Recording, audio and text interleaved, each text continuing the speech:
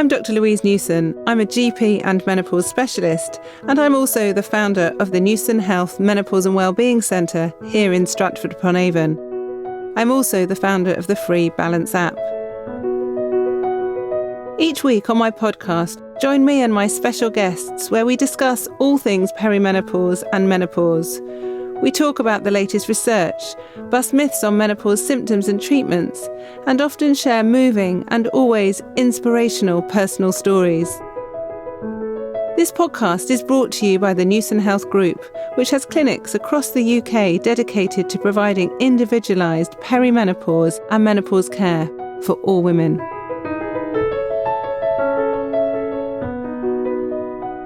Today on the podcast, I'm meeting and talking to someone who I have met in real life before, which is quite unusual for some podcasts. But Lavina is somebody who just seems to be everywhere. Wherever I go, she seems to be there and always looking very glamorous and very beautiful. And most recently, we were together at the Car Fest, Chris Evans' amazing Car Fest. And I'd turn up the night before with my children and I had on my Patagonia bright pink camping waterproof. And she was there with this glamorous bear. I was thinking, oh my God, I just feel inadequate because she's so gorgeous. So seeing her the next day, I wasn't wearing my Patagonia bright pink waterproof, but it's still lovely. And what Lavina is doing is just allowing people to think about movement, exercise, just getting off the sofa a bit, having a little bit of a movement fix as opposed to a huge workout, which is so intimidating, people don't want to do. So I'm really excited and privileged that she's here today in the studio. So thanks for joining me today, Lavina. It's my privilege. So thank you so much for having me, Louise. And you always look wonderful. Smiling and so friendly. And it was amazing to meet your family, right? Oh, yeah. I didn't meet all of them, but it was still lovely that they were there. Really special. And so I always find it really interesting because if we'd met each other 20 years ago and you'd said to me, Louise, you're going to do women's health work, you're going to focus on the perimenopause and menopause, and you're going to run probably the world's largest clinic, and you're going to do I would have said, don't be ridiculous. And if I had said to you, Lavina, you will get your MBE for services that you've did, especially in lockdown, for exercise, for reaching out to communities, and you'll start to be talking to women from your communities about vaginal dryness, about hormones, about perimenopause. I don't think you would have believed me either, would you? Never in my wildest dreams. All my parents, I think, being South Asian. Yeah, I qualified as a personal trainer at age 40.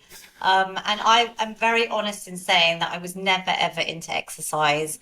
So just the fact that I'm, promoting things that I didn't necessarily grow up with, and complete career change, during the start of my perimenopause. But yeah, we're both doing things that we probably never imagined, but I love it. And I'm sure, as do you, right? We're both very, very passionate about it. Yes, and I think as you get older, you have different life experiences. And, I remember, 23 years ago now, I decided to be a GP. I was always doing hospital medicine, and I told my mother that I decided to become a GP. And she said, oh, that's really disappointing. I don't know how I'm going to tell my friends. And I said, it's not about your friends. It's about me and my quality of life. And I can't find a female role model who's a hospital doctor. And if I get pregnant, I would like to see my children and then actually, as I've got older, I've got more selfish, if that makes sense. And I realised that if I don't look after myself, I can't look after my family, my children, my work colleagues, my friends, my patients, or anything else. But I think as you get older, your body is a bit less forgiving and it needs a bit more attention as well, doesn't it? I mean, look, I'm South Asian and it's in our culture just to look after others. I've got boys. My youngest is 15. They've grown up so quickly, but I used to live in a joint family, and there were 9 of us. I had 2 sister-in-laws, mother-in-law. You can imagine how many hormones and things were going on in the house. I had a fabulous experience, so let me put it out there. And as you see, I have a great relationship with my mother-in-law, which I think is another one of those taboo subjects, especially in the South Asian community. But Yeah, it's always been about looking after others. And, like you, I feel that now I'm in midlife and we've been through so many experiences. What you see on social media is just normally the positive side. And I'm very open, a lot of it, and quite vulnerable. And I try and keep it as real as I can because, my life isn't perfect. And I've been through things that I never imagined, like grief and so many things behind everyone's closed doors. But I think it's really important that we really invest in ourselves and the Mm. fact that we can simple things. I'm all about quick, easy, free tools. I call it the feel good toolkit. But I really, really want to share that with women and give them hope, especially during midlife, where people are going through so many varying symptoms, like myself. Each menopause journey is just so different. And, my community is the reason that I'm so passionate about it is that I still feel so much awareness needs to be done, especially with the fact that South Asian and Black communities can go through perimenopause and menopause so much earlier than the average white Mm. female. And to this day, Louise, I get DMs, I get questions. It's like there's been a huge menopause revolution over the last year, and it's absolutely fabulous. But we've got to continue that conversation and really filter down to the communities that may not be on Instagram or on social media, and maybe families that aren't able to have open discussions, or there's barriers in terms of language or cultural barriers that are preventing women to get help. Absolutely. And I think the problem is that every community is affected. Well, obviously every community is affected, but most, if not every community is also neglected in some way as well. And there's all this talk, and I hear it a lot. Louise, what you're doing is amazing. The conversation, we're actually now bored of the menopause. Everyone's talking about it. Can we just talk about something else? And I feel like I'm not going to stop until everybody gets the knowledge and information that they need and want. And there is still a lot of neglected communities. And it's almost sometimes, I don't know whether I'm talking out of turn, but it's almost sometimes I hear things and I feel it's a bit patronising. Oh, they're there. Let's just do a token, help some, ethnic minority people and tick the box and go back to our middle class white homes.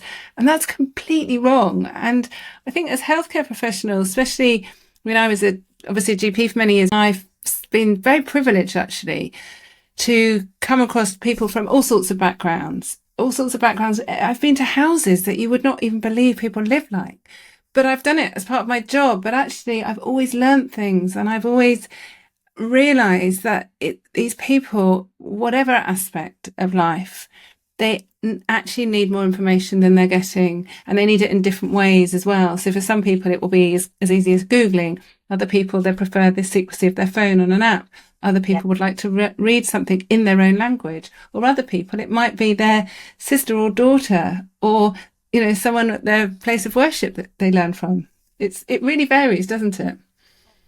Varies so much. I mean, it's, very, I think, very common. I had a conversation recently, with my mother-in-law very openly about her menopause. I talked to my mum, and it's, it was those times where it was very suppressed, and they both Mm, say to me, "Oh, I didn't feel anything." And obviously, growing up as children, you remember those of moments course you where do. mum could have just flipped like I've flipped, and I've had my, moments of rage that just come out of nowhere, or times where I've seen my mum cry and she's forgotten, and they were just so busy because they came in the 60s, right, from India and Africa, and they were very working class. They really started off with nothing. So their focus was obviously, like I'm saying, just giving Mm, to their children to make sure that they could provide our education, our basic needs. So it's very suppressed, and it's an interesting conversation now because obviously they see me talking about it so much. But my drive really came from when I actually went on Instagram in tears after I realized just last April, so about a year ago, that I was going through perimenopause from the age of 40. And even now, I've obviously, I'm not promoting exercise for how we look. I'm not one of those body transformation coaches. It's more about what exercise and lifestyle changes does for, the inside, all the magic that it does inside our mental health. But people look at me now and they still think, oh my gosh, you're talking about menopause, but you look so young. And the amount of women, these messages that I get that I've been to my GP and they're still being dismissed for being too young. I know there's so much education going on at the moment, and I point everyone to the Balance app. I feel like that is the best tool. I used it myself, so obviously I only promote things that I know and I really believe in. But you're providing such essential information, and it's just in such easy, digestible form, which I love. But like going to your doctor and knowing that if you're South Asian and if it is 5 or 6 years earlier than the average white female. So I guess, correct me if I'm wrong, menopause could hit South Asian women around the age of 45. And if perimenopause is up to 10 years before that, for me, when I hit 40, it was literally like my 40th birthday present. My periods just started going erratic. I was kicking off a brand new career path, something that I never ever imagined I'd be doing. And I was going live twice a day during the pandemic. I was never a public person. Even being on a podcast like this is like a pinch me moment still. But yeah, I think, what we need to get is these key messages out there that it can hit women at completely different points. And Absolutely. So we shouldn't be waiting to be a certain age or a certain birthday thinking. And actually, some areas of India, the average age of the menopause, not that any woman's average, of course, is 40. And often that's related to hysterectomies as well. Many women have an earlier hysterectomy. Many women have lots of children or more children than maybe they would over in the UK. And there's all sorts of reasons why people have an earlier menopause. And the recent figures have said 3 in 100 women under the age of 40 have an early menopause. It used to be 1 in 100, but I think it's a lot higher than that. And we know certainly certain conditions such as HIV, women living with HIV are more likely to have an earlier menopause and less likely to be diagnosed and less likely to receive treatment, actually. And then there's one thing learning about the symptoms, but actually the menopause is a cardiometabolic problem. So actually that means it increases our cardiovascular risk, so our risk of heart attack, stroke, cardiovascular diseases, but it also increases our risk of metabolic changes, so type 2 diabetes. And there are many Asian communities where there is a real increased risk, isn't there, of cardiovascular disease, type 2 diabetes, obesity, especially central obesity. And I remember you saying to me, these women actually do become invisible. And they're not invisible from their families because often they're the ones that are holding things together at home. But they can't function in the same way. But it's almost shameful to talk about. But even if you don't talk about their symptoms, they've got these changes, these metabolic changes occurring in their body, probably in a faster way than many of us who are Western. And actually, that's really important. And for me as a physician, that's what I worry about, the suffering. Of course, I do of women with their symptoms, but I worry more about the long-term impact when you're looking at global health and you're looking at how do I make the biggest difference to the most people in medicine to prevent disease. We shouldn't be giving all the drugs to treat obesity. We should be preventing it. We should be preventing obesity. We should be preventing type 2 diabetes, and looking at the role of hormones is absolutely crucial. And then obviously working with exercise as well, because a lot of people say to me, well, I'll get women to exercise, and then if there's a problem, we'll start to think about their hormones. But actually, women are then being set up to fail. And I think that's really hard. yeah, I mean, look, you've touched on, the topics that I'm so passionate about. I'm not a medic, I'm not a physician, but for me, you probably hear in my workouts, I try and back everything with science. So for me, the biggest impact is to get people healthier. And that means not just a six pack and that temporary, measure. It's about reducing risks of all these chronic diseases. And I became an ambassador for Diabetes UK, but it was really pre-pandemic where I kicked off this Get UK Asians Fit campaign. And I was horrified when I started researching behind the science of exercise that South Asians are 6 times more likely to have diabetes than the average white person. That was pre-pandemic. And then twice as likely to have heart disease. And we know that heart disease is the number one killer for women. And we know that our chances of heart disease and our risks actually increase during menopause. So when I found out about the stats around diabetes, when I look at my own family, and my mum lost her dad at a very young age from diabetes, and when I think about how type 2 and pre-diabetes, how it's just so prevalent, not just in my communities, but worldwide.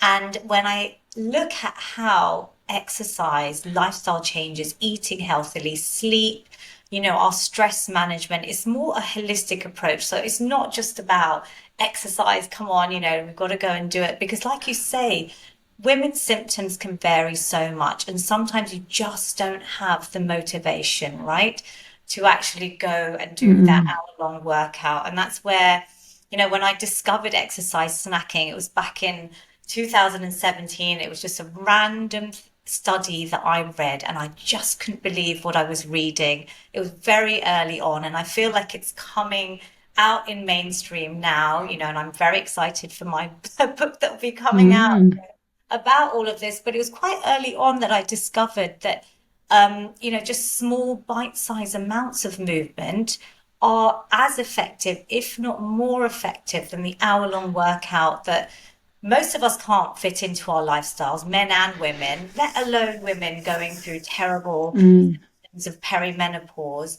And the fact that I feel that during midlife, there's studies, there's research showing that we are more sedentary. And that's one of the things that I'm really trying to get people to do, is just to try and keep moving through their day. I was a corporate project manager for a very large, global company in my 20s. And now it's really weird that I go into workplaces, and my main mission is to try and get people to stay active. And not only is it going to benefit the company, it's going to boost their employees' morale, their productivity, their happiness, their mental health, reduce the number of sick days. But, it's incredible when I go to these environments and I get people moving, and it's reducing the amount of time that we're sitting, because the studies are showing, this stuff I'm researching shows that people are sitting for 9 hours a day, where most of us, I should be getting you, Louise, doing a little exercise snack. Well, I'm standing at my desk today, so I am moving, because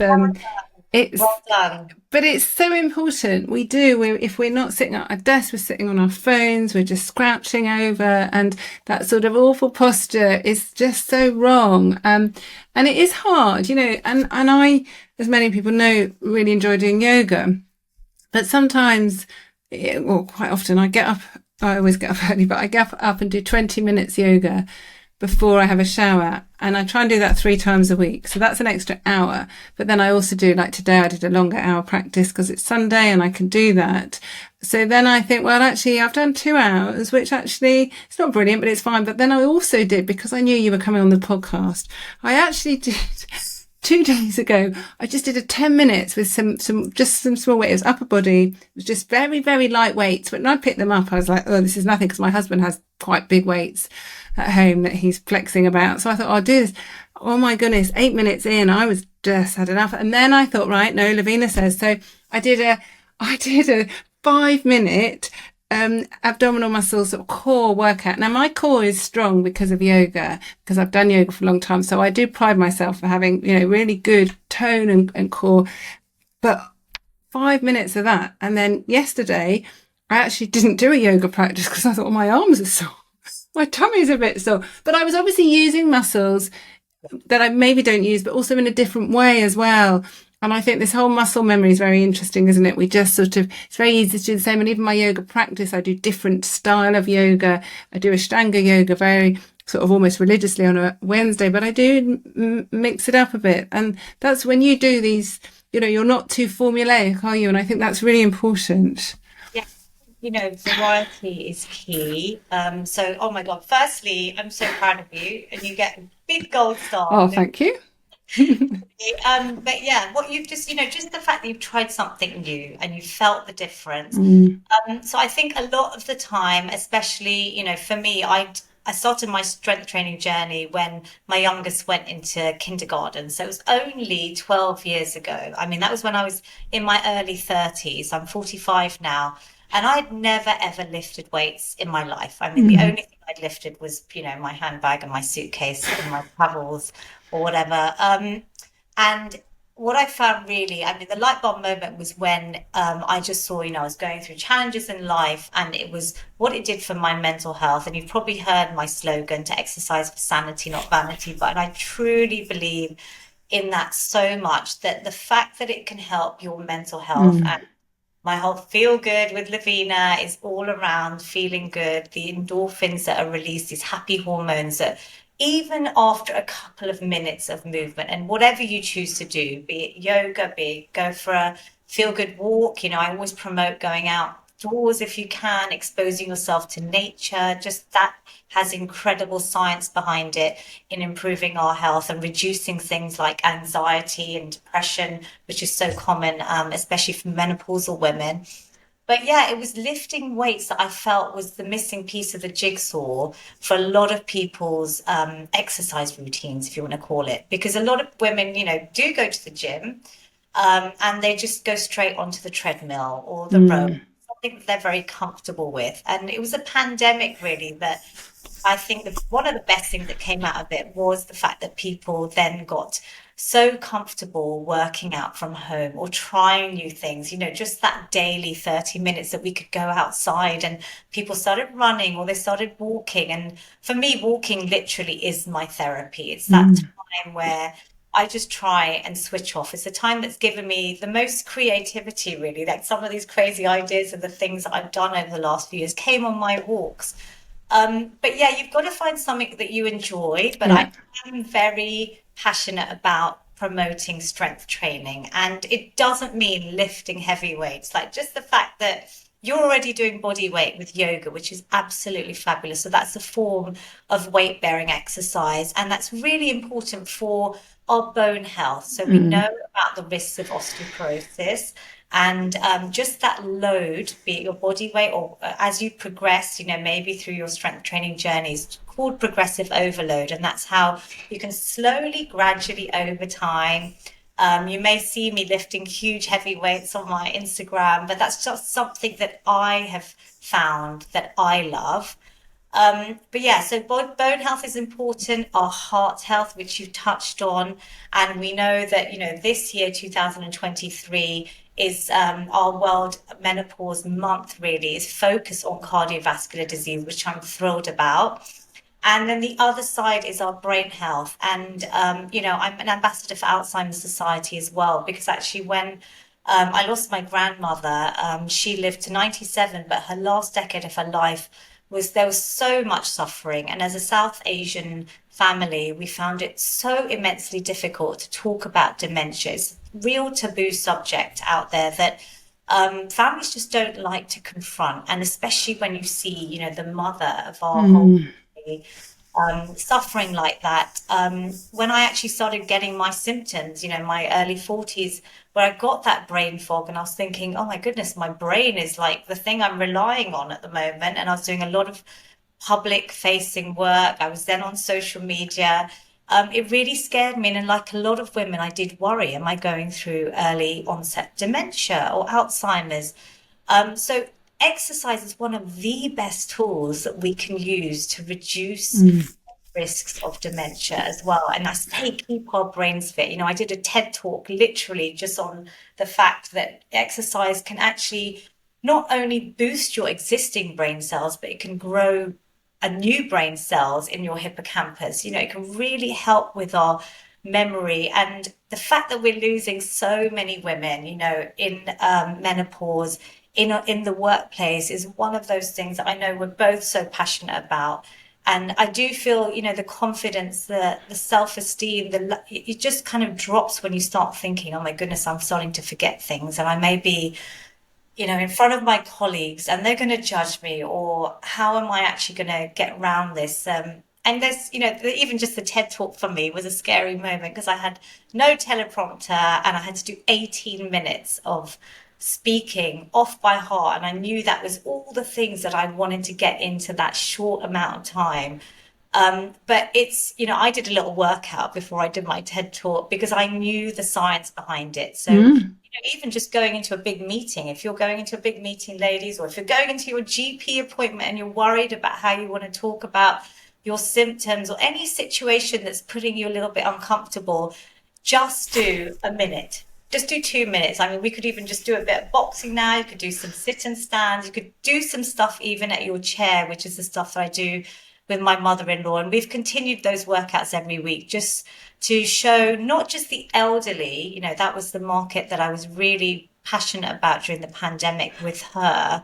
But I'm finding a lot of midlife women that may not have that motivation.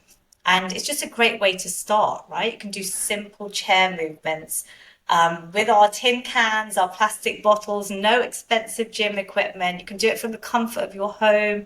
If you're feeling terrible and you just want to stay in your pajamas, I'm just all about making it as accessible as possible. So Yeah. a lot there. Yeah, but it's also important. And, for many years as a GP, people say, obviously, I haven't got time for exercise. But also it's quite intimidating. I hate going to gyms because I'm always feeling inadequate. I look at them and I think, oh no, look at that. So actually, I think lockdown, for lots of reasons, we did learn things. And one of the things we learned was independence and ability to flex and change, but also to do, like you say, different forms of exercise. But then it's not just exercise, it's just movement, isn't it? I think just sometimes cleaning your teeth and doing some pelvic floor exercises is fine. You're cleaning your teeth every day anyway. You might as well squeeze and, do it at the same time. And just making it part of your routine, I think, is so important. So it's not intimidating. And also knowing that often when we exercise, we feel better. And then we're more likely to eat better. We're more likely to sleep better. We're more likely to be happier, like you say. But actually, I think it's also really important to not expect too much out of exercising initially, because it's so easy to look at people who are picking up heavy weights or who are doing the most amazing yoga pose or who are sprinting marathons.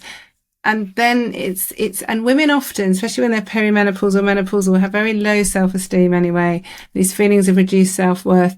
And it's so easy to just go, no, I'll do it tomorrow. And I'll do it tomorrow. And sometimes it's good to have a rest day as well. You don't have to exercise every day, do you? But I think if it's coming to a pattern that there's days and days, and sometimes when I am incredibly busy and I don't go and do my regular Wednesday morning Ashtanga yoga class, it's very easy to almost forget that you do exercise. You think, oh, well, it doesn't really matter. But then I look at patients who have never exercised and you get this sarcopenia, this loss of muscle mass, and I see their forearms and their arms and they just can't get up the chair so easily. And then I think, oh, I really enjoy my baths in the evening. And I always think, I don't want my husband to be putting me out of the bath. And it's very simple things that you don't realize until it's too late, actually. We're not doing, like you said at the beginning, I think that's a really important exercise to be in our bikinis or our swimming costumes or our whatever figure hugging dress. It's actually about, and often it's the core that you can't see is really important, but also it's about our bone strength and our muscle strength, not just how it looks. And I think focusing on that is really important, isn't it? Yeah, I mean, like, you've touched on what I say. It's about future-proofing our bodies. And, I think, when we put it in perspective, like 1 in 4 I've heard may not get any symptoms. 1 in 4 will get debilitating symptoms. I was probably in the middle. But my message really is, and I do want women to not be scared, right? I mean, I want women to maybe look at someone like me that's doing something totally unplanned at the same time as my perimenopause started. And I'm open about my symptoms, I talk about them all the time. But this is our chance to start investing in ourselves. Like this is the moment where we want to think about what you're saying, how we're going to age well, like disease free if possible. It's really high when we look at rates of cancer, heart disease, diabetes. And it's this point in life where, my children are getting a bit older. Yes, I talked to you just before we came on about the challenges of, aging parents. So we're in that typical sandwich generation, as they call it. But in order to look after everyone else around us, and this is something I really say to women, is that you've got to look after yourself. And it's not just about exercise, Louise. So it's, I'm very passionate about what I call self-care snacks as well. So just having that bath, that me time, whether it's breath work, breath work is not just incredible for your brain health, but it's also great for your blood pressure, for reducing your risks of things like heart disease. Journaling is something that I started in the pandemic. I used to write a diary when I was a little teenager.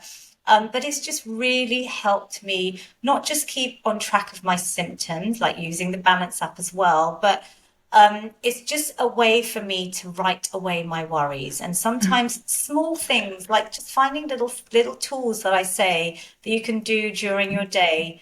Rest is so important, and our sleep is so important. You've hit it hard. Like if we're not sleeping well, we're not going to want to exercise. And it's both ways, because exercise will hopefully help you sleep better.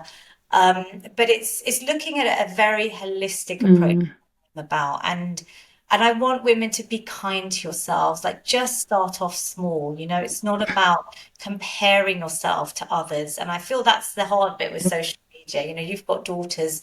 But it's really looking at your own feel-good journey, I say, and just be proud of your little successes, like your wins this week. Your 8-minute strength workout is just brilliant, right? But even if you just did a minute of squats every hour, or like you said, I also wrote about brushing teeth. And I do it now single-legged, and I do it, I get my balance snack in, and balance is so important, especially as we age. We want to reduce our risks of falls. But it's these simple things, and it's like piggybacking them, like you said, onto things. Yeah. So yes, I think it's very individual. I want it to encourage women to just start. And you've got to do exercise, find things that you enjoy, right? There's no point in me saying just go and do this. It's not a prescription. It's in our busy lifestyles, whether you're working or not. I'm sure you're busy as a woman, and we have so many challenges during this phase that I want women to find tools that are going to help them thrive. Fantastic. What a perfect way to end. So lots to think about, lots of positivity there. But before we end, Lavina, I'd just like to ask 3 tips. So three tips for people who maybe just think, oh, do you know what? It's great, but I still can't be bothered. What are the 3 easy wins for anybody that can do just to improve their future health? So I would love you all to start strength training, and I want you to prioritize building your muscle mass over losing weight. Yeah. So one of the examples could be just some press ups against your kitchen island, some standing press ups just to start building your upper body strength. And the other one could be just doing some sit and stands every time you're sitting too long, whether it's behind your desk or at your sofa. And then just progress in your strength journey. So the second one, I guess, is to start off small and start exercise snacking, as I say. Build small bite-sized amounts of movement through your day, and know that it all counts and that it's never too late to start.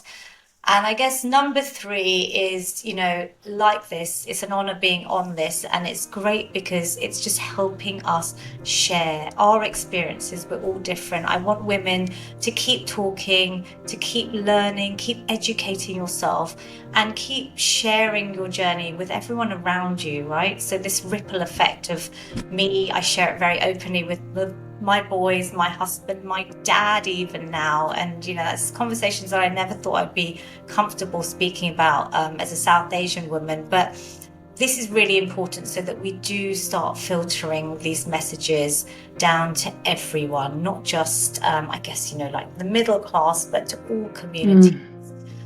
So yeah, just know that you're going to get through this. Absolutely, and keep talking. So thank you ever so much for your time today, and for those people that don't follow Lavina, sneak over to her Instagram and prepare to be delighted. Oh, thank you, Louise.